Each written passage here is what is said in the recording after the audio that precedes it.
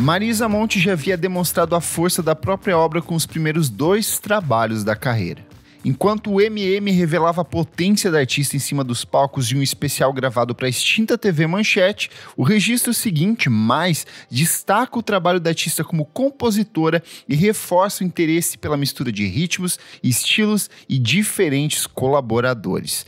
Entretanto, mesmo com tamanho acerto, ninguém estava preparado para o que seria apresentado no trabalho seguinte, a obra-prima de Marisa Monte, Verde, Anil, Amarelo, Cor-de-Rosa e Carvão, de 1994. Se você chegou nesse podcast por acaso, pare e volte, porque nós temos outros 2 programas comentando os trabalhos iniciais de Marisa Monte, e aí você volta para esse aqui, porque eu quero começar perguntando Renan Guerra. Já falamos bastante dos 2 discos anteriores da Marisa, mas como que é o Verde Anil para você? Como que ele se posiciona dentro da discografia da Marisa? Como que foi o seu impacto ao ouvir esse disco pela primeira vez? Eu fiquei refletindo, porque os outros 2 discos que a gente gravou, eu tenho a memória clara de quando eu ouvi eles pela primeira vez, assim, inteiro. E esse aqui é um disco que eu acho que sempre teve em alguma medida na minha vida. E eu não consigo lembrar o primeiro momento que eu ouvi ele, sabe? Então acho curioso, porque é um disco que sempre esteve lá. Assim como os discos posteriores dela, eu sempre tive essa relação que já tá desde a infância. Então eu não consegui achar uma memória inicial, porque é um disco assim que eu cresci com ele. Perfeito. E como que é esse disco pra você? O que você sente dele dentro da... Observando tudo que a Marisa fez?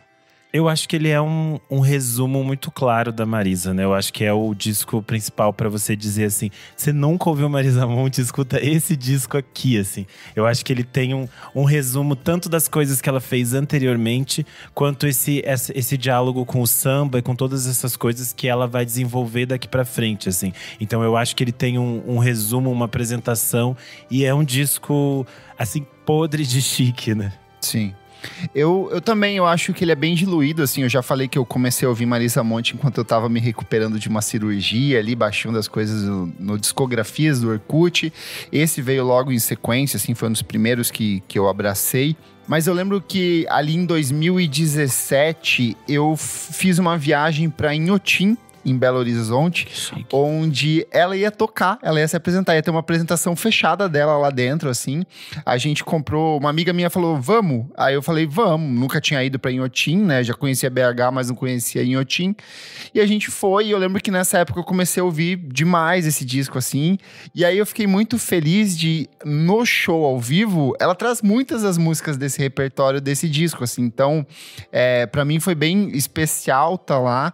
E aí tem um acontecimento que pra mim é muito representativo desse disco em específico, que é na música Segue o Seco, que o dia inteiro em Inhotim tava um dia muito bonito, tava um dia ensolaradíssimo, foi gostoso de passear.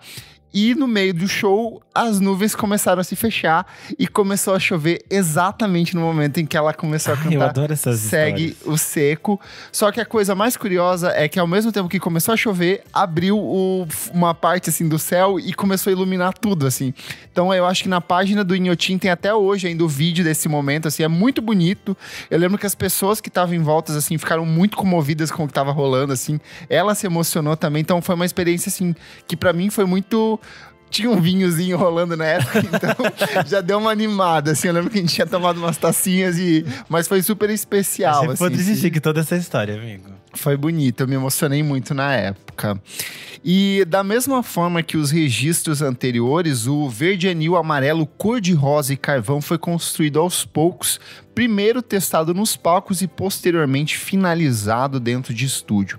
Em agosto de 1992, por exemplo, dividido um show no Rio Centro com os Titãs, apresentaram juntos alguns números como Uma Bara Uma, do Jorge Benjor, e Panis et Circenses, do Caetano Veloso e Gilberto Gil, ensaiadas exclusivamente para essa apresentação, e que seria Panis et Circenses principalmente incorporada ao repertório dela ao vivo nessa época.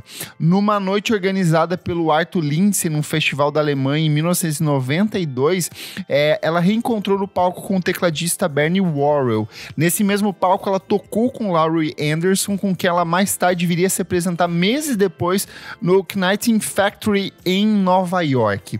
Em abril de 1993, ela participou de 4 faixas do EP Nome, do Arnaldo Antunes, sendo que uma delas, a música Alto à Noite, voltaria a cantar num show com o violonista Rafael Rebelo e o próprio Paulinho da Viola no Olímpia, em São Paulo, em junho desse mesmo ano. Desse convívio nos períodos de ensaio com o Rafael e Paulinho, surgiram convites para participar de sarais no Rio de Janeiro, quando teve a oportunidade de conhecer os músicos da época de ouro, conjunto regional do instrumentista Jacob do Bandolim. E aí, do show do Olímpia, que fazia parte do repertório, as músicas Esta Melodia, de Bubu Portela e Jamelão, e Dança da Solidão, do Paulinho da Viola. E aí, convidada a dividir uma única apresentação com Gilberto Gil em Munique, em novembro de 1993, ou seja, ela estava já muito chique, muito requisitada. Sim. A Marisa voltava a cantar Dança da Solidão nos palcos e incluía Balança Pema, do Jorge Benjor, ambas numa versão muito próxima daquilo que viria a ser incorporado em estúdio por ela. A aproximação com o Gilberto Gil durante os ensaios para esse show resultou numa especialíssima participação dele no disco, tanto com a banda que vinha circulando com o Gil na época, que era o Jorginho Gomes, o Arthur Maia, o Marcos Suzano e o Celso Fonseca. Podre de chique essa banda. E em janeiro de 1994, Marisa e Nando Reis se juntam com o Carlinhos Brau e a Timbalada para gravar a música Grite Se Quiser, que é uma composição do Brau, que só pôde ser ouvida nas rádios de Salvador durante o carnaval daquele ano, pois a música nunca foi lançada oficialmente em LP. E dessa tríplice parceria com o Brau e o Reis, surgiram 3 canções dessa mesma época que são muito icônicas no repertório da Marisa, que é Na Estrada, que tá dentro do disco que a gente vai comentar hoje, esse ET, que foi eternizada pela Cássia Eller, e a música Seu Zé, que posteriormente foi gravada pelo Carlinhos Brau e traz os seguintes versos. O Brasil não é só verde, anil e amarelo. O Brasil também é cor-de-rosa e carvão. Então, desses versos da música Seu Zé, a Maria extraiu o título para o novo EP. Muito mais do que qualquer conotação política, esse título traz em si uma consideração estética, que fica bem representada nas 13 canções do disco, né, que transitam ali por diferentes estilos e diferentes propostas criativas. Numa entrevista para Folha de São Paulo, acho que na época do lançamento do disco, eles até perguntam sobre o título e a questão dela não gravar a música que dá título ao disco. Só vai ser lançada pelo Carlinhos Brau no Alfa Gama Betizado em 1996. Que é um baita disco, por sinal. É um disco excelente, que inclusive voltou pro Spotify recentemente, vale a pena ouvir. E ela fala que, no caso, ela deixa essa música pro Carlinhos Brau porque ela considera que o disco do Brau é uma espécie de disco irmão do dela. Legal. E eu acho curioso porque nessa fase que ela se junta, que eles fazem essa espécie de trio, era a fase que ela ainda tava meio namorando com o Nando Reis. E aí ela conhece o Carlinhos Brau e eles se tornam muito amigos. E se torna essa amizade que a gente tem até hoje. E eu acho curioso pensar que é tipo um proto-trivalista, só que depois Sim. eles trocam pelo Arnaldo. E eu pensando, o que seria um trivalista se não tivéssemos Arnaldo e tivéssemos o Nando Reis? Essa fica a pensata pra vocês aí em casa. O Nando Reis traiu ela, não foi? O boato era esse. Eu não sei, essa fofoca eu não tanto sei. Que a música Respostas, que o Skank regravou posteriormente, que é uma parceria dele com o Samuel Rosa, é tecnicamente ele mandando cartas para ela ali, esperando uma resposta, e ela nunca dá essa resposta, porque ele quem pisou na bola com ela nessa época. Então, o boato que eu sei é isso. Exatamente. E aí, partindo dessa pluralidade de ideias, Marisa, mais uma vez acompanhada pelo produtor Arthur Lindsay, com quem havia trabalhado no Mais, se permite transitar ali por entre estilos, ritmos e referências de uma inusitada combinação de ideias. E para alcançar esse resultado, a Marisa cercou-se de diferentes colaboradores e nomes importantes da música brasileira. Então, assim como no Mais, a gente falou que a gente abre o encarte e é surpreendido por Ryuichi Sakamoto tocando piano em momentos específicos, esse disco também tá repleto de colaboradores fantásticos. O Gilberto Gil, por exemplo, aparece tocando violão em músicas como Balança Pema, O Céu e Bem Leve. Imagina você no terceiro álbum da carreira, já tendo Gilberto Gil tocando violão num disco, céu, isso é podre de chique. E ele ainda canta em Dança da Solidão, Sim, né? Exato. Podre de chique. O Paulinho da Viola, que teve Dança da Solidão trabalhada como o primeiro single do disco, toca o violão em Esta Melodia, faixa que ainda conta com integrantes da velha guarda da Portela. E aí, anos mais tarde, em 2008, a gente já falou no mais como a Marisa assume essa postura de pesquisadora, mas se intensifica ainda mais dentro desse disco.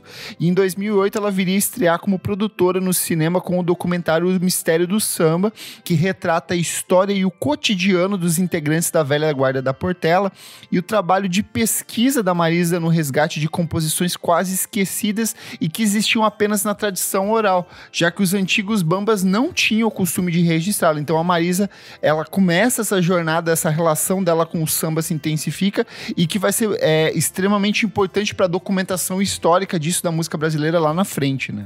É curioso falar aqui que ela sempre foi portelense desde a infância, porque o pai dela era ligado ao samba, então ele era tipo dessas comissões técnicas das escolas de samba, e ele trabalhou na Portela durante muitos anos, então era um espaço que ela frequentava desde a infância, e a partir daqui ela meio que se reconecta com esse local que sempre foi, que sempre fez parte do crescimento dela. E ela cita também que o próprio Paulinho da Viola, o Nelson Cavaquinho, a Clara Nunes são influências meio que basilares assim no trabalho dela, que sempre existiram e sempre estiveram tocando na casa dela. O trabalho ainda conta com a participação da Laurie Anderson declamando versos em inglês de Por Enquanto, o Naná Vasconcelos na percussão de Pale Blue Eyes, que é uma composição do Lou Reed, e olha só que chique, gente, o pianista Philip Glass em Ao Meu Redor. Entretanto, é nos encontros com o Nando Reis, Arnaldo Antunes e principalmente Carlinhos Brown, que o trabalho cresce. A própria Na Estrada, logo nos minutos iniciais do álbum, funciona como um bom indicativo desse resultado, que seria ampliado nos futuros lançamentos da artista e que posteriormente viria a resultar ali nessa formação dos tribalistas, como a gente já comentou. Eu acho interessante falar aqui, esse disco foi gravado tanto no Brasil quanto nos Estados Unidos, em estúdios em Nova York. Então tem esse passeio. Mas a gente pensa assim, foi gravado nesses dois lugares, parece que levou um bom processo de gravação. Mas na verdade não. Ele foi gravado em apenas 4 meses. É um tempo super curto, se a gente parar pra pensar no tamanho de uma artista como a Marisa e na quantidade de pessoas envolvidas na produção. E esse tempo curto de gravação se deve ao fato de que ela tinha uma espécie de regra que ela queria que as músicas fossem gravadas na primeira tomada. Pra quem não entende de um estúdio de gravação, geralmente você pode fazer várias vezes, repetir a música, ficar trocando, e ela queria que isso não acontecesse, que eles se estabelecessem, ensaiassem ali, e a gravação fosse feita de uma única vez, para que não tivessem correções futuras, que a música ficasse mais natural. E isso faz sentido vindo de uma artista que o primeiro disco é ao vivo, todas essas coisas, e ela sempre teve esse trabalho. Então esse processo é todo bastante rápido, digamos assim, pro trabalho de uma artista que a gente já falou que ela tinha assumido um tamanho muito gigantesco. E é interessante que ela prioriza aqui essa instrumentação mais conectada com a música brasileira. Então as bases do disco estão no violão e na percussão, que dá essa sonoridade muito interessante. Então, tanto que, por exemplo, a guitarra quase não aparece. Teclado diminui também, praticamente. Teclado eu acho que some assim nesse aqui. O máximo que tem ainda acho que o Celso Fonseca toca guitarra em algumas faixas, mas também é muito pouco, quase não se ouve assim. Então acho que é bastante interessante essa escolha estética mesmo. Eu acho que por ele ser um disco muito mais voltado ao samba e por ela ter essa relação de dialogar com esse samba mais embrionário mesmo, acho que faz muito sentido nessa tentativa dela replicar essa estética que é da roda de samba mesmo, que não tem, errou, continua ali, é a apresentação da música ali em essência, então não tem como fazer esses retrabalhos, mas ainda assim é muito bem ensaiado, é espetacularmente bem trabalhado, você não vê defeitos dentro desse disco, assim, as harmonias de vozes, a percussão, é tudo muito bem encaixadinho, e eu acho que o mais fascinante, eu já fui em algumas apresentações apresentações ao vivo da Marisa, é o quanto isso é muito bem replicado ao vivo, assim, o que você ouve em estúdio, você ouve em cima do palco e talvez de uma maneira até mais ampliada, assim, é bem impressionante mesmo. Eu acho que tem a ver também com a qualidade desses músicos que ela trabalha, né? Porque quando a gente vai citando os nomes aqui, gente, se vocês jogarem no Google… Não é o Zezinho iniciante ali. Você joga cada nome, assim, você vai ver essas pessoas têm, tipo, carreiras gigantescas e são artistas, assim, fundamentais do que a gente tá falando de música brasileira, assim. Então ela realmente trabalha com a nata da nata, assim. Exato. Acho que a gente pode ir para as faixas aqui, pra gente ir comentando algumas, porque esse disco, pra mim, eu acho que ele é um disco que só poderia existir no Brasil, sabe? Quando que uma música como Pale Blue Eyes poderia ser encaixada no meio de um disco de samba, com elementos de forró, e que funciona de uma maestria, assim. Eu acho que ele já abre de um jeito fantástico com Maria da Verdade, porque de cara ela prioriza esse violão, que é um violão meio João Gilberto, assim, então ela faz esse meio que resgate da bossa nova, só que o disco vai avançando de um jeito sobrenatural, assim, cai na estrada, ao meu redor, mas aí quando chega em o Segue o Seco, pra mim eu acho que é o primeiro grande impacto que eu tenho dentro desse disco, pela questão da percussão, pela forma como ela se volta para essa questão da seca do Nordeste na época da década de 90, que era uma coisa bem marcante, que era uma coisa que a mídia ainda pouco falava. Posteriormente começam a ter avanços em relação a isso, mas ao mesmo tempo que ela é de fato uma música com esse caráter um pouco mais político, ela ainda brinca com essas metáforas dessa questão do sentimento, do amor, desses elementos da natureza como componentes orgânicos para a formação do amor, assim. Então, de cara, ela talvez seja a primeira coisa que me chama atenção dentro desse disco, assim. É uma composição do Carlinhos Brau e ele é um pedido dele que essa música entrasse no disco da Marisa, porque ele achava que essa música ia ter mais impacto se ela fosse gravada por um artista de caráter mais popular. E ele estava certíssimo, né? Essa faixa é a única faixa do disco que posteriormente vai ganhar um videoclipe. E é um videoclipe… O videoclipe… É um videoclipe dirigido pela turma da Conspiração Filmes. E ele vai ser, na época, o videoclipe mais caro de um artista brasileiro até aquele momento. E aí o valor parece pouco aqui falando, porque ele custou R$62 mil. Hoje em dia pra gente parece um valor pouco, mas a gente tem que pensar que era 94, o plano real tá começando. Então o real era tipo assim, gente… valia quase nada. Era super baixinho. Então, quando você falava R$62 mil, hoje ia dar uma grana fodida, assim. Era muito dinheiro e era tipo um momento que eles estavam começando a investir em videoclipes no Brasil. Tanto que esse videoclipe vai ser o grande vencedor do primeiro VMB, que na época nem se chamava VMB ainda, se chamava VMA Brasil, em 1995. E a Marisa Monte vai sair de lá com 5 prêmios, que são videoclipe do ano, videoclipe de MPB, direção, fotografia e edição de videoclipe. Eu acho divertido que esses primeiros VMBs tinham muitos prêmios técnicos, assim, era bem prêmio técnico de cinema mesmo. Eu acho bem legal. E é fantástico porque ele acaba impactando meio que esteticamente uma porrada de outros clipes, principalmente com foco na música brasileira, que vão vir daqui pra frente. Sim. São todos muito inspirados nessa questão da fotografia, da iluminação, porque ele tem esse cenário que é um cenário meio árido, com ela em primeiro plano, e aí brinca com as iluminações, e aí tem toda essa questão da terra incorporada ali também, então é uma coisa assim espetacular, né? Sim, é um clipe lindo e envelheceu muito bem, assim. Você procura no YouTube, você assiste ainda hoje, ele tem o mesmo impacto, assim, é muito bonito. E até nos anos… Eu lembro que nos anos 2000 ele continuava circulando bastante, assim, tanto na programação da MTV, naqueles blocos de clipes brasileiros, como em programações tipo Canal Futuro. Eu lembro que ele passava em programação de clipe brasileiro. Sim. Então era uma coisa que circulou mesmo anos depois do lançamento do disco. Qual que é a sua música favorita dentro desse álbum?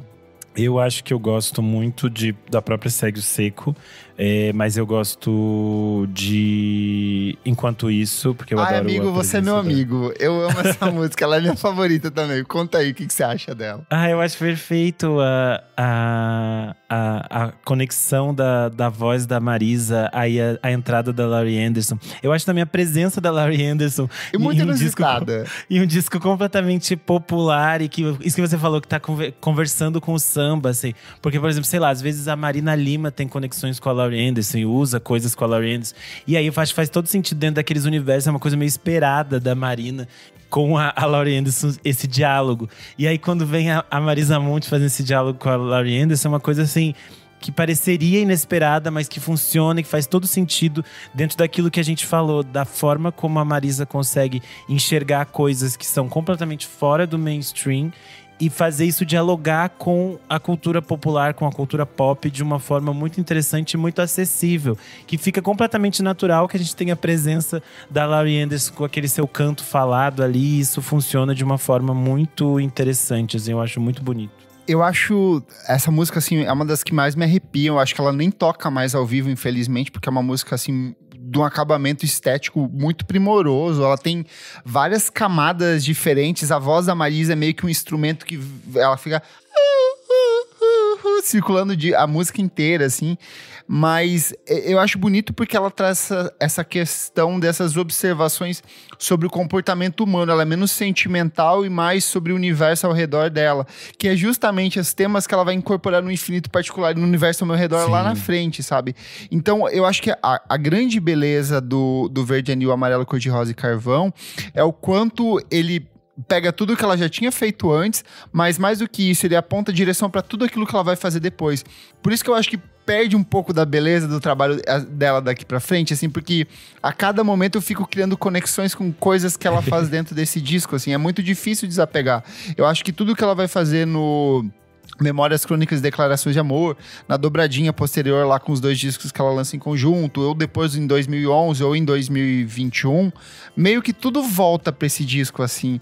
Ele é tão potente, ele é tão grandioso, assim, que meio que acaba pautando a carreira dela daqui pra frente, sabe? Sim.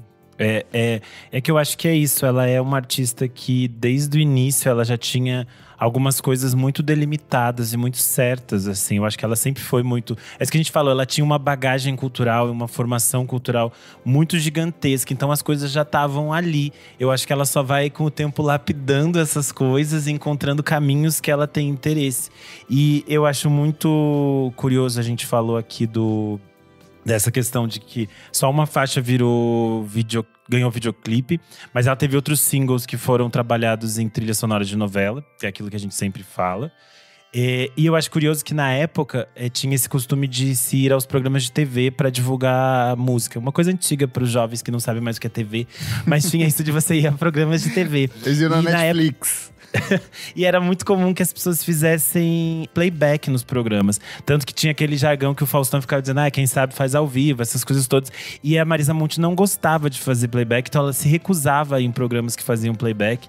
E aí ela quase não vai em programas de TV na época. Eu acho curioso que o primeiro programa que ela vai pra divulgar é o programa Livre do Serginho Groisman no SBT. Que era tocado ao vivo, de fato. Era ao vivo, era um programa à tarde. E era um programa muito moderno. Pra quem assiste o Altas Horas hoje e vê essa coisa meio caótica do Serginho Groisman, não entende a importância que ele tinha nos anos 90. Porque era assim, todo artista muito cool, muito chique, muito importante, ia num programa livre. O programa livre era um negócio muito legal. Não faz sentido na cabeça das pessoas explicar que era chique é o SBT, mas era. Tanto que primeiro ela vai ao programa livre, depois ela vai ao programa da Hebe. Porque era muito legal ir ao SBT. Era um outro tempo, outros tempos. Dessas questões da Marisa cantando ao vivo, é interessante citar que no VMB que a gente falou ali de 1995, ela também canta ao vivo. E ela canta Segue o Seco, né, que era a faixa premiada. Mas ela canta também Panis et Circenses, que a gente falou que é uma faixa que ela tocava ao vivo. E que depois vai entrar no disco ao vivo, o Barulhinho Bom. Que é maravilhoso também. Esse disco ainda tem algumas coisas bem espetaculares, que, por exemplo, Balança Pema é uma música que era lado B, lado C do Jorge Benjor, uma coisa que ele tinha abandonado. Eu acho que ele nunca interpretava ao vivo isso, assim, era uma coisa que ele ficou lá. E ela traz de um jeito, assim, que emula… E de um jeito maravilhoso a estética do que é o Jorge Benjor, na questão da parte mais acústica dele. Parece Jorge… Se você colocasse, uma inteligência artificial emulando, seria exatamente como seria Jorge Benjor. E ela traz isso, ela valoriza essa canção e acaba se transformando numa das principais do repertório dela na época. Até hoje ela toca, inclusive. E meio que apresentou o Jorge Ben para uma geração nova ali dos anos 90 também, né?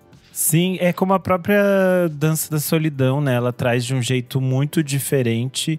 E é de uma uma potência pop, assim, que é muito interessante. Tanto que a faixa acabou virando trilha sonora na época da novela 4x4, né? Que tinha a Babalu, essas coisas todas. Era uma novela muito jovem, muito conectada com isso. É muito curioso que essa música foi escolhida para estar lá.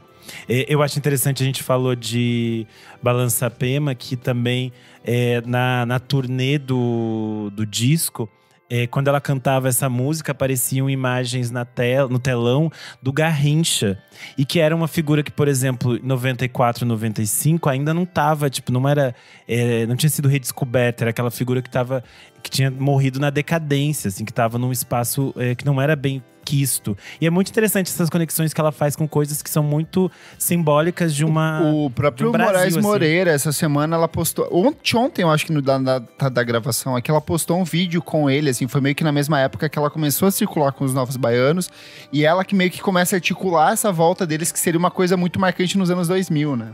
Sim, é muito interessante como ela tem esse olhar muito atento às coisas do Brasil, assim. Por exemplo, esse que eu tava falando do Garrincha, o livro do Rui Castro vai sair em 95. E aí é uma parte que as pessoas passam a falar de novo do Garrincha, mas é muito interessante que ela já colocava isso no telão, né?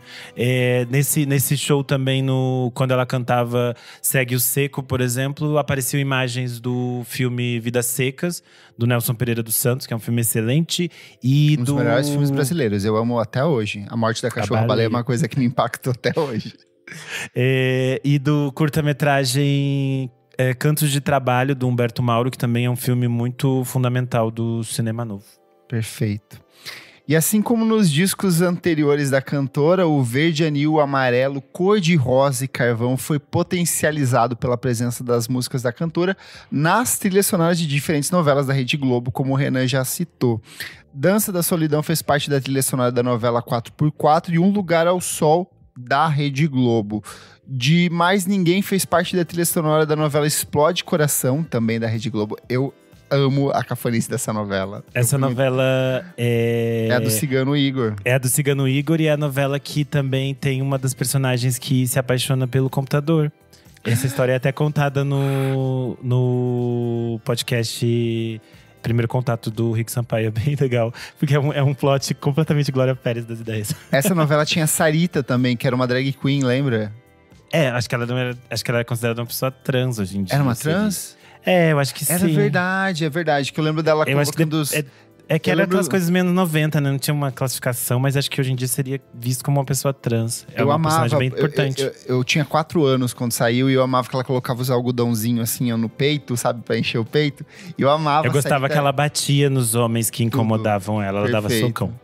E teve também Na Estrada, que fez parte da trilha sonora da novela Vira-Lata, também da Rede Globo.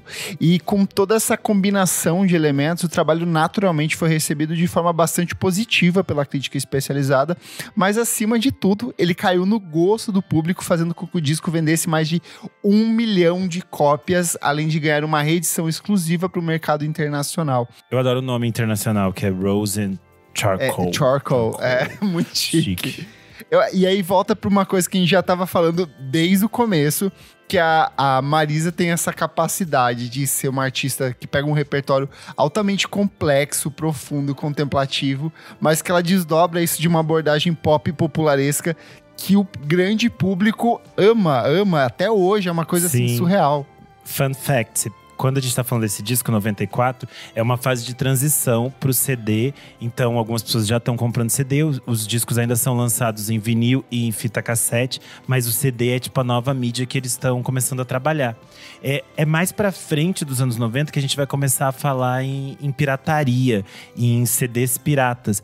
Mas o disco da Marisa é um dos primeiros discos a ser pirateado. Tanto que na época foi feita uma investigação pela Associação Brasileira dos Produtores de Disco para entender como que piratearam o disco da Marisa Monte.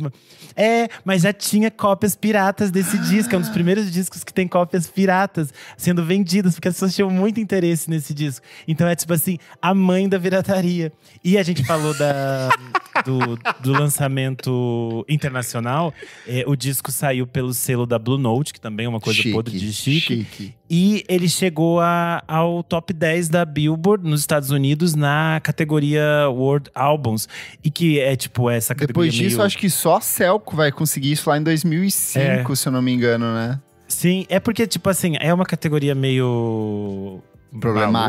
Problemática, porque, tipo, os álbuns do mundo. Só que é, tipo, muito foda, porque é isso, são os álbuns do mundo. Você tá concorrendo com o mundo todo inteiro. Mundo. E aí você chegar em 10º lugar nesse negócio é, tipo assim, gigantesco. E considerando o fato de que, tirando ali a música, que é uma versão que ela canta em inglês, o resto do disco inteiro é em português. Então isso é, tipo, muito foda.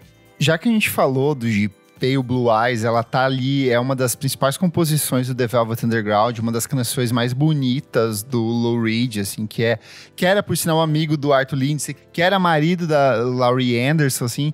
Eu acho muito, muito curioso ela resgatar essa música e ela faz meio que uma levada de forró, assim, ela tem aquele triangulinho no final. É uma coisa muito inesperada e que eu acho que sintetiza muito do que é a riqueza desse disco, sabe? De levar pra direções que a gente nem poderia imaginar que ela poderia seguir, sabe? Porque esse disco do Velvet Underground era daquelas coisas… mais se falou sobre ele do que se ouviu ele. Exato. Tanto que ele foi retirado de circulação na época que ele foi lançado. É um fracasso total. E é um disco barulhento, estranho. As pessoas, às vezes, elas não ouviram esse disco. Elas não sabem o que tem lá. Eu fico assim, você ouviu mesmo aquela barulheira que tem lá, gente? Eu adoro esse disco, mas é uma coisa assim… É muito interessante que ela traga esse disco de novo pra cá e escolha essa música e faça de uma forma completamente inesperada. Eu acho que isso é interessante, como a faixa fica ali no meio e ela parece completamente natural. Parece que ela foi feita pra esse disco, assim. Eu acho isso muito interessante. O Verde Anil, Amarelo e Cor-de-Rosa e Carvão também tá listado no top 100 dos melhores discos da música brasileira, feito pela revista Rolling Stone em 2007. Ele tá na posição de número 87. E o trabalho ainda serviria de passagem para outro grande lançamento da cantora, que é o disco ao vivo Barulhinho Bom, uma viagem musical, onde ela levou para o palco músicas como Dança da Solidão, Segue o Cerco, o Panis et Circenses, e que eu recomendo muito que vocês ouçam, porque eu acho que ele é meio que um trabalho complementar ao Verde Anil, assim. Algumas das canções que estão nele tocam lá, mas ela meio que expande esse repertório e esse olhar para a música brasileira, né? É um disco absurdo e eu acho que é o meu encarte preferido. Eu acho tão lindo. Capa do Carlos Zéfiro. É perfeito esse disco. Ouçam e procurem tudo que vocês puderem sobre esse ao vivo, que é muito legal. Renan Guerra, considerações finais sobre esse disco e a sua nota pra ele. Bom, eu acho que não tem dúvidas pra mim, esse é uma nota 10. Eu acho esse disco redondinho, assim, perfeito do início ao fim. Ele tem quase 1 hora e você ouve assim, tipo, que delícia, dá o play de novo. Eu acho que ele é um trabalho muito bem acertado. Como eu falei, é aquele disco que você apresenta Marisa Monte para as pessoas, que você diz, você tem que ouvir isso. Eu acho que é um dos discos mais importantes dos anos 90. É, de novo, um daqueles trabalhos que vai gerar as Marisas aos montes, de quantidade de cantoras que tenta emular a Marisa Monte. E eu acho que é uma prova da qualidade dela enquanto cantora, enquanto compositora, enquanto uma pesquisadora da música, assim. Eu acho que isso é um trabalho muito, muito simbólico e muito marcante. Perfeito. Partilho dos mesmos sentimentos. Eu coloco ele ali numa trinca com o Sobrevivendo no Inferno, do Racionais MCs, o Da Lama ao Caos, do Nação Zumbi. Eu acho que eles fecham ali meio que uma trinca de obras que pra mim são essenciais da década de 1990. Obviamente tem outras coisas que também são bem representativas, mas eu acho que nesse campo da MPB, assim, a Marisa brilha radiante num espaço que eu acho que é só dela. E o que você falou é muito acertado. O que mais teve depois desse disco foi outras cantoras tentando emular, outros artistas tentando emular esse mesmo tipo de estética, de sonoridade, de enfiar a música internacional, adaptar no sentido brasileiro, e é tudo meio assustador, não é legal, é umas coisas bem escabrosas, na verdade, assim. Por sinal, a gente tem meio que um boom, assim, desse… meio que um rock regionalista no final dos anos 90, a gente vai ter aquele… o próprio Raimundos vai seguir para uma coisa mais regionalista nessa época. Vários artistas vão mirar muito para a cultura e para a música do Nordeste brasileiro, mas o que ela faz ali em 94 é excepcional. Esse disco ele é de uma qualidade técnica absurda. Ele é altamente reouvível, você acaba ele instantaneamente, você quer voltar a ouvir.